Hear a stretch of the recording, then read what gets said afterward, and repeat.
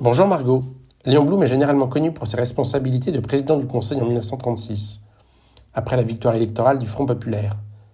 Parfois pour le procès de Riom par lequel le gouvernement Pétain a tenté en vain de lui faire porter la responsabilité de la défaite militaire en 1940. Plus rarement, pour les femmes qui ont marqué sa vie, Lise Bloch, la mère de son fils unique Robert, Thérèse Pereira, son grand amour qui a patienté 20 ans avant de l'épouser, Jeanne Levilliers, sa dernière compagne qu'il a volontairement rejoint à Buchenwald où il était interné.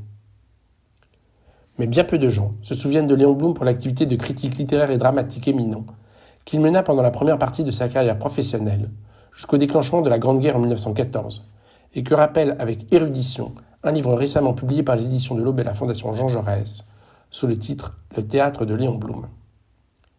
Issu de la moyenne bourgeoisie, Léon Blum entre à l'école normale supérieure de la rue d'Ulm en 1890, où il rencontre le bibliothécaire Lucien R, dont l'influence sera déterminante dans son engagement dreyfusard.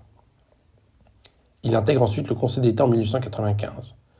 En parallèle de sa carrière de juge administratif, il écrit dans des revues comme Le Banquet, où il fréquente Marcel Proust avec qui il ne s'entend pas, et la Revue Blanche, fondée par les frères Natanson, porte-parole du monde intellectuel et artistique auquel contribuent les peintres Bonnard, Vuillard, Toulouse-Lautrec, Maurice Denis, Sérusier et Valeton, ou encore l'écrivain Alfred Jarry et le poète Verlaine.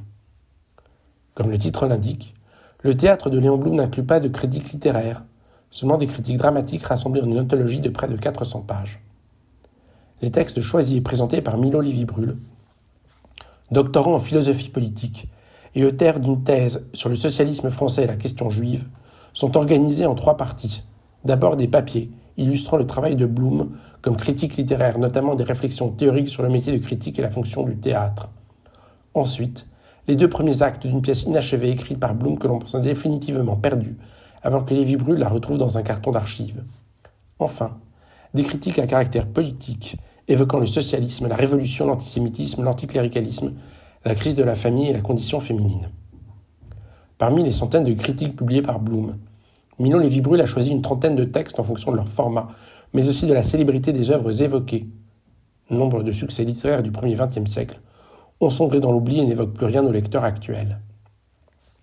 La première partie du livre, intitulée Critique de profession, présente les analyses par Blum des œuvres de dramaturges françaises et étrangers. Tristan Bernard, Jules Renard, Edmond Rostand, Sacha Guitry, Gabriele D'Annunzio, Ibsen ou Shakespeare.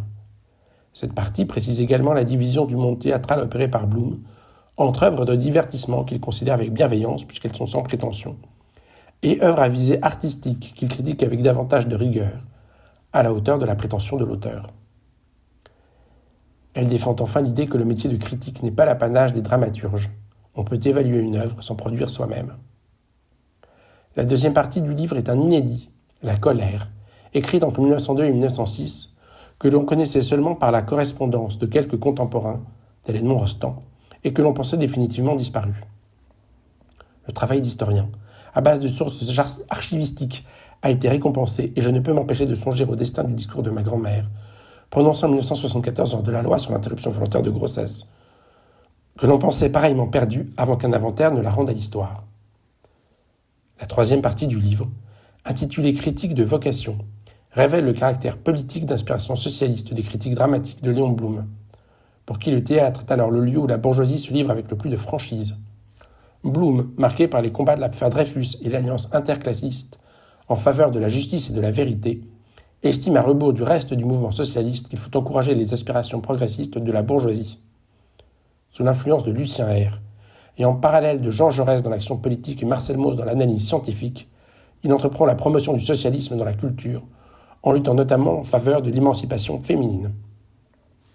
Le théâtre de Léon Blum n'est pas seulement un ouvrage sur le théâtre, mais un hommage à l'engagement sincère d'un homme, incarnation de la synthèse entre les Juifs et la République, qui demeure pour beaucoup 3/4 de siècle après son décès, le symbole du progrès.